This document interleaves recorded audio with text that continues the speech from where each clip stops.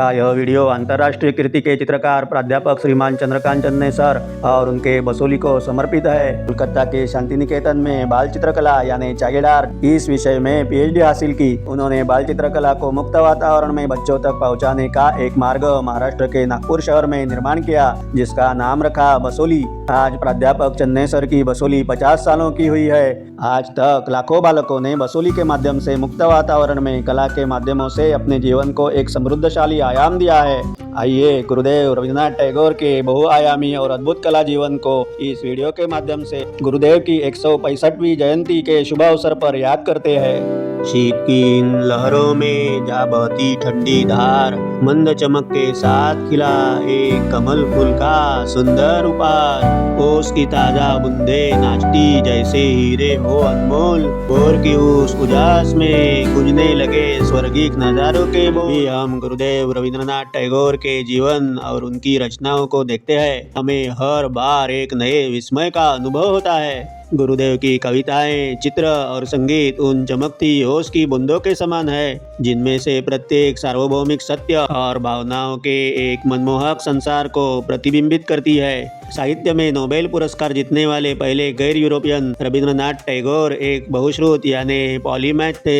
एक बहुमुखी कलाकार, कवि, संगीतकार और नाटककार थे। उनके अपार योगदान ने सृजनकर्ताओं की कई पीढ़ियों के लिए मार्ग प्रशस्त किया है। गुरुदेव टैगोर जी का जीवन रचनात्मकता की एक निरंतर खोज था, जो एक दिव्य दृष्टि से प्रेरित था और आज भी दुनिया भर के करोड़ों लोगों को निरंतर प्रेरित करता है।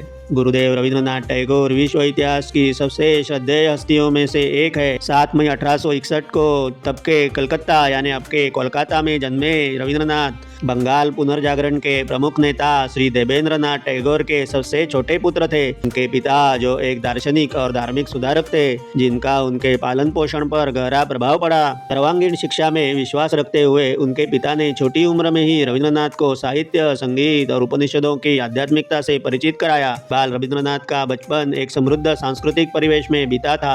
हालांकि उनकी अधिकांश शिक्षा घर पर ही हुई, लेकिन वह संकीर्ण नहीं थी। उसमें पारंपरिक विषयों के साथ कला की जीवंत दुनिया का मेल था। उन्होंने बचपन में ही लेखन और रचना की विलक्षण प्रतिभा का दर्शन किया।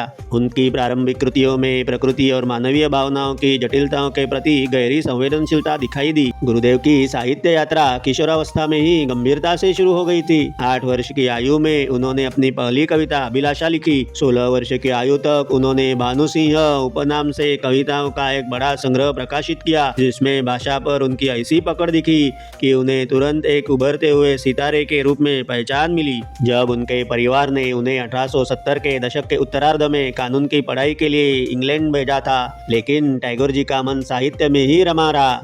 उन्होंने कानूनी किताबों के बजाय पश्चिमी साहित्यिक परंपराओं और शेक्सपियर के अध्ययन में अधिक समय बिताया। बिना किसी डिग्री के भारत लौटने पर उन्होंने एक लेखक, शिक्षक और समाज सुधारक के रूप में अपने वास्तविक आह्वान को स्वीकार किया। इस अवधि में उन्होंने लघु कथाओं, उपन्यासों और नाटकों के विविध रूपों के साथ प्रयोग किए, जो भारतीय समाज और बंगाल के ग्रामीण इलाकों की शांत सुंदरता के इतने सूक्ष्म अवलोकन को दर्शाते हैं। गुरुदेव की प्रेरणाएं अनेक थी, जिसमें प्रमुख थी प्रकृति के लयबद्ध चक्र, आध्यात्मिकता की और साझा मानवीय अनुभव। उनकी अमर कृतियों में गीतांजलि उनकी सबसे बड़ी विरासत है।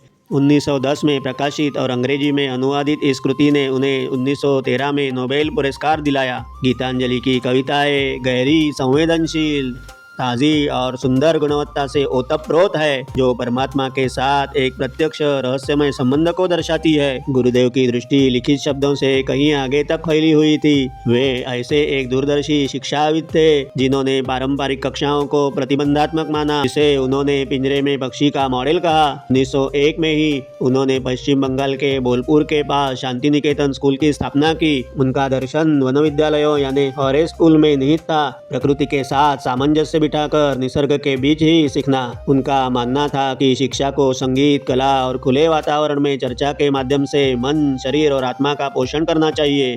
यही संस्थान अंततः विश्व भारती विश्वविद्यालय के रूप में विकसित हुआ, जो अंतर्राष्ट्रीयता का एक केंद्र बना, जहां उन्होंने संपूर्ण विश्व को एक घोंसले में लाने का प्रयास किया। छात्र शैक्षणिक शिक्षा के साथ साथ नृत्य, चित्रकला और रंगमंच में संलग्न रहते थे।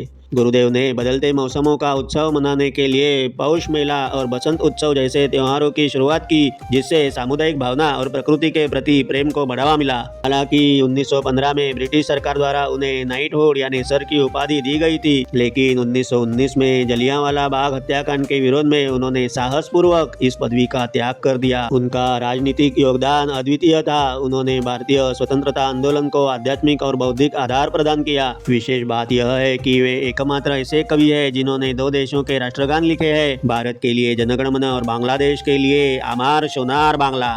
विश्व साहित्य पर गुरुदेव की छाप अमिट है। उनकी लघु कथाएं जैसे काबुलीवाला और द पोस्टमास्टर सहानुभूति और सामाजिक अवलोकन की बेजोड़ मिसाल है। जीवन के उत्तरार्ध में 60 वर्ष की आयु में उन्होंने चित्रकला शुरू की और हजारों ऐसी कलाकृतियां बनाई जिन्होंने अपने आधुनिक, अतीन्द्रिय और अभिजात शैली से दुनिया को चकित ही कर दिया। गुरुदेव रविंद्रनाथ टैगोर केवल अतीत के व्यक्ति नहीं थे। पर्यावरणवाद, वैश्विक शांति और समग्र शिक्षा पर उनके विचार आज पहले से कहीं अधिक प्रासंगिक हुए हैं। उनके प्रति सच्ची श्रद्धांजलि यही होगी कि हम बिना सीमाओं वाले विश्व के उनके सपने को अपनाएं, चाहे वे सीमाएं भौतिक हो या मानसिक। इस धरती के निवासी के रूप में आइए हम सभी उस सकारात्मकता और अथक प्रयास के लिए संघर्ष करें जिसका उन्होंने समर्थन किया था। गुरुदेव ने लिखी कविताओं में से मेरे हृदय के सबसे करीब कविता, जो ब्रह्मांड के लिए उनके सबसे गहन संदेश भी है, एक स्वतंत्र मन की जो प्रार्थना है, उसी प्रार्थना के साथ अपनी यह बात समाप्त करना चाहूंगा।